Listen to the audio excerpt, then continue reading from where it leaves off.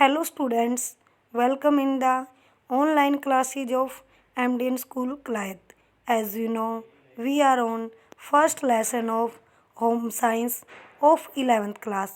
आज हम 11th class का होम साइंस में फर्स्ट लेसन का लघु उत्तरीय प्रश्न के विषय में पढ़ेंगे।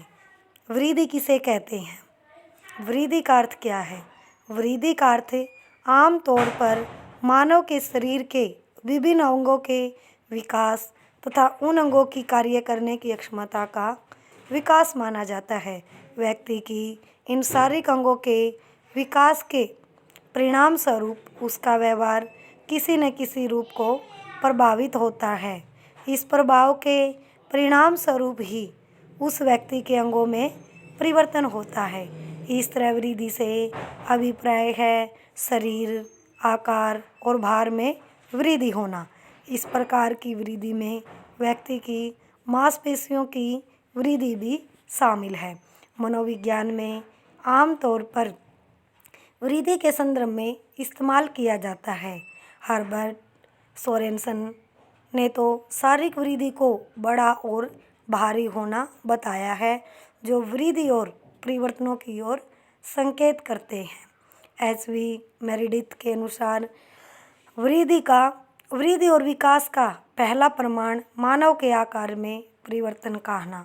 दूसरा प्रमाण संख्या है। दो कोशिकाओं के मिलने से कई कोशिकाओं वाला मानव जन्म लेता है। तीसरा प्रमाण है मानव की हड्डियों में परिवर्तन होना। चौथा प्रमाण है हृदय, आंतड़ियों और अन्य अंगों के कोणों और स्थिति में परिवर्तन का होना। पांचवा प्रमाण है सापेक्षिक आकार में परिवर्तन, अर्थात शरीर टांगों की अपेक्षा छोटा हो जाता है। संक्षेप में वृद्धि और विकास के 5 प्रमाण हुए हैं: आकार, संख्या, प्रकार, स्थिति तथा सापेक्षिक आकार। अब हम पढ़ेंगे विकास का क्या अर्थ है। विकास का अर्थ विकास शब्द उन्नति से संबंधित परिवर्तनों की ओर संकेत करता है। और परिपक्वता यानी क्या है? मैच्योर होना परिपक्वता की ओर अग्रसर करता है।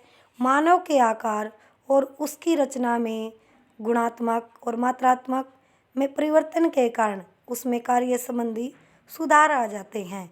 अतः विकास परिपक्वता की ही एक प्रक्रिया है। अधिकतर शारीरिक विकास शारीरिक वृद्धि पर निर्भर करता है। वृद्धि और विकास की इस बुनियादी संबंध के कारण वृद्धि और विकास शब्दों को एक दूसरे के लिए प्रयोग किया जाता है। जर्सील्ड, टेलफोर्ड और शॉरी के अनुसार विकास शब्द का अर्थ उन जटिल प्रक्रियाओं का समूह है जिनसे निषेचित अंड से एक परिपक्व व्यक्ति का उदय होता है। और अब हम पढ़ेंगे बच्चे के विकास में आनुवंशिकी की क्या भूमिका है। आनुवंशिकी शिशु को विकास के शील गुण व उसकी सीमाएं कंसेप्शन के समय अपने माता पिता से प्राप्त होती है। पिता के शुक्राणु तथा माता के डिंब के मेल से नया जीव बनता है। इन दोनों कोशिकाओं में जो क्रोमोसोम्स पाए जाते हैं उनमें से प्रत्येक में अनेकों पितरेक होते हैं जो विभिन्न गुणों के वाहक हैं। यही पितरेक बच्चे के शारीरिक व मानसिक विकास को निर्धारित करते हैं। यही कारण है कि अक्सर लंबे कद के माता पिता के बच्चे लंबे होते हैं। कई प्रकार की कलाएं जैसे सुरीली, गायकी, नृत्य कला या लेखन कला आदि भी वंश की देन होती है, जो दर पीढ़ी दर वंश के अनुसार चलती है। पारिवारिक वातावरण बालक के विकास को किस प्रकार प्रभावित करता है? पारिवारिक वातावरण जिस परिवार में बच्चे का लालन पालन होता है वह परिवार कितना खुशहाल है, यह भी शिशु के विकास को प्रभावित करता है। ऐसे परिवार में जहाँ की हर समय लड़ाई झगड़ा रहता है या धन की कमी के कारण तनाव हो, वहाँ शिशुओं के विकास में कमी रह जाती है। इसके विपरीत प्रेम प्यार से रहने वाले परिवारों में शिशु को प्रसन्नता तथा प्रोत्साहन मिलता है, यानी बढ़ावा मिलता है। खेलने कूदने की अधिक सुविधाएं तथा अवसर मिलते हैं, जिस कारण वह उचित गति से विकसित होता जाता है। जिसके अतिरिक्त यह देखा जाता है कि पढ़े लिखे माता पिता के बच्चे सुविकसित होते हैं, क्योंकि उन्हें अच्छा निर्देशन मिलता है तथा उनके सामने अच्छा आदर्श भी होता है। अब हम करेंगे हमारा 5 क्वेश्चन। वृद्धि तथा विकास में क्या संबंध है? वृद्धि तथा विकास में संबंध। वृद्धि और विकास शब्दों के एक दूसरे का पर्यायवाची समझा जाता है। बढ़ते हुए शरीर के साथ ही उसकी कार्यकुशलता भी बढ़ती है, लेकिन कई बार विकास की प्रक्रिया वृद्धि के बिना भी हो जाती है। कहने का अर्थ है भाई वृद्धि रुक जाती है और विकास की प्रक्रिया चलती रहती है। शारीरिक रूप में कई लोग विकसित नहीं होते और वृद्धि पक्ष दुर्बल रह जाता है। कहने का अर्थ भी वृद्धि पक्ष शरीर कमज़ोर रह जाता है, लेकिन विकास के जो अन्य पक्षों में वे समृद्ध शक्तिशाली होते हैं, जैसे बौद्धिक पक्ष, सामाजिक पक्ष या संवेगात्मक पक्ष। दूसरे शब्दों में विकास का पक्ष हावी हो जाता है। इसी प्रकार जब वृद्धि के पक्ष रुक जाते हैं तो विकास के अन्य पक्ष सक्रिय हो जाते हैं, यानी विकास होता रहता है। अब हम पढ़ेंगे हमारा 6 क्वेश्चन। शेषावस्था क्या है? शेषावस्था भावी जीवन संरचना की आधारशिला होती है। व्यक्ति की अभिवृद्धि तथा विकास में शेषावस्था का निर्णायक महत्व होता है। गुडेनफ के शब्दों में व्यक्ति का जितना भी मानसिक विकास होता है उसका आधा 3 वर्ष की आयु तक हो जाता है। एडलर के मत से बालक के जन्म के कुछ महीने बाद ही यह निश्चित किया जा सकता है कि जीवन में उसका क्या स्थान है। स्ट्रॉन्ग के अनुसार जीवन के प्रथम 2 वर्षों में बालक अपने भावी जीवन का शिलान्यास करता है।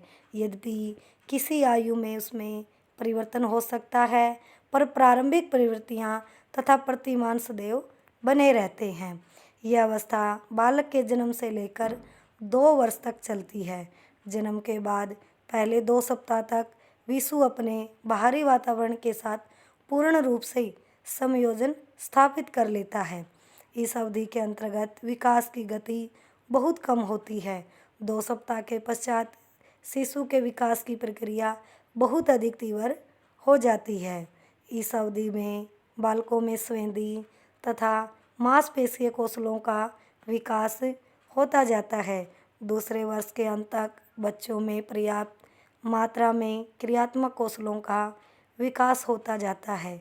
इस अवस्था के दौरान बालक अपनी आवश्यकताओं की पूर्ति के लिए दूसरों पर आश्रित रहता है, यानी कि दूसरों पर निर्भर रहता है। परिणाम स्वरूप वह स्वयं उठने, बैठने, खेलने, चलने जैसी क्रियाएं करना शुरू कर देता है। किशोर अवस्था के बारे में आप क्या जानते हैं?